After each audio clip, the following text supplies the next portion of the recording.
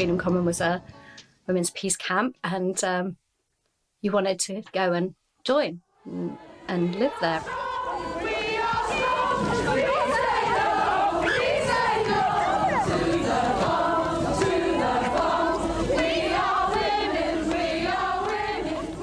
Women came from everywhere.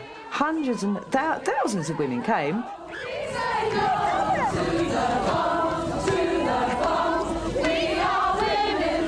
Suddenly, there I was with all these other lesbians and women who thought they might be lesbians. It was like a ready-made community. When the fireball raves, the flesh of the earth. When the fireball tears, the womb of the world. When the bullet hits the body, the sun and the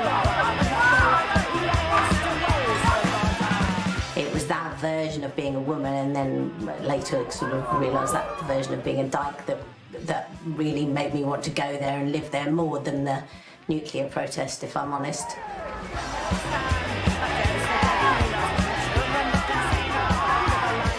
We were reclaiming that land by putting women's energy into it.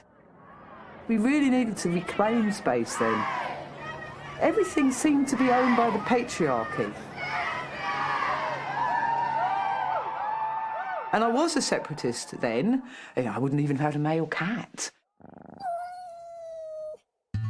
There were 8 gates, all the colours of the rainbow around the base.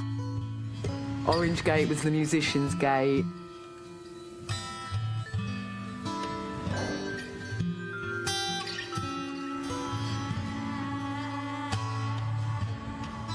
Green Gate was a notorious gate of separatists.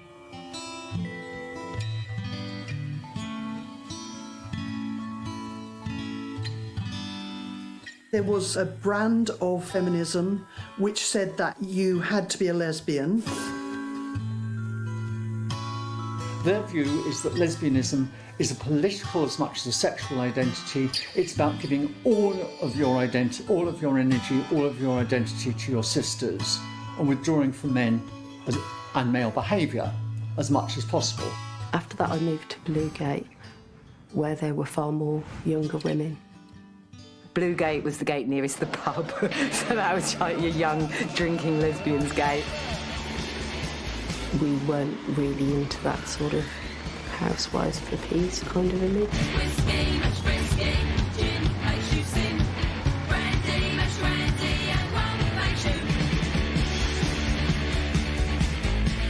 After school on a Friday, I'd get on the bus and up to Greenham, spend the weekend there, and then come back to school on the Monday morning. So I did that as often as I could, really. One time, I can't remember who it was, said, come on, come with me, let's go and get some booze, and just took me into the woods. And it turns out that a group of women had broken in to the Scotty's bar, essentially, and nicked all of their alcohol, just the lot.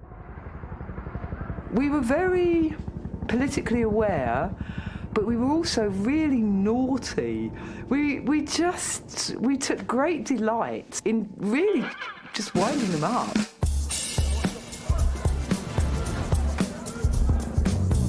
One year they brought over this Blackbird spy plane that had this special skin on it, which meant that it could fly at particularly fast speeds.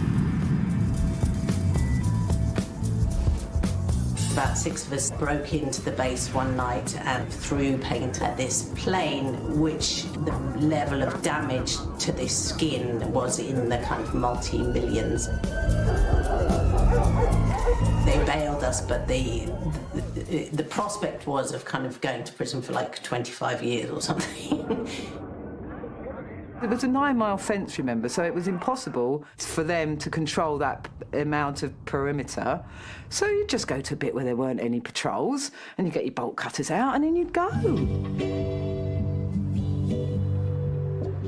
So we were just crawling around in the base, planting acorns in circles on the full moon. The first time I had sex was in the base. So we went in and with this woman who I fancied. I'd never had sex before.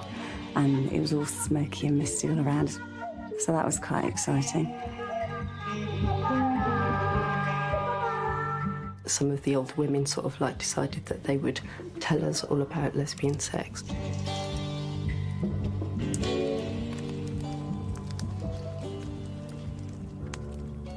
We were told that we had to keep our nails short, and one of the few women that was into SM, who was a vegan, showed us how to make whips out of rubber and things like that. So that was a happy time. I met loads of fantastic women who were squatting in London at the time.